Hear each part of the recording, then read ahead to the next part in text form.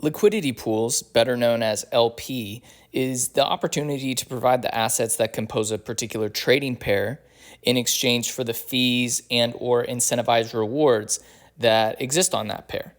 It's an opportunity to earn passive yield on that pair of assets, provided that you understand the basics of how LP works and the risks associated with price fluctuation. If you visit Swap and then Pools on Shade app, that will show all current LPs on Shade. Here's a brief demo of how to enter and exit an LP, as well as how you would claim rewards you've earned. Let's say you want to provide on the Silk Shade pair. If you already have equal parts of Silk and Shade, then click on the top button to provide.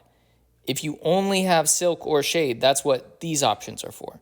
It's called SSLP, single-sided liquidity provision.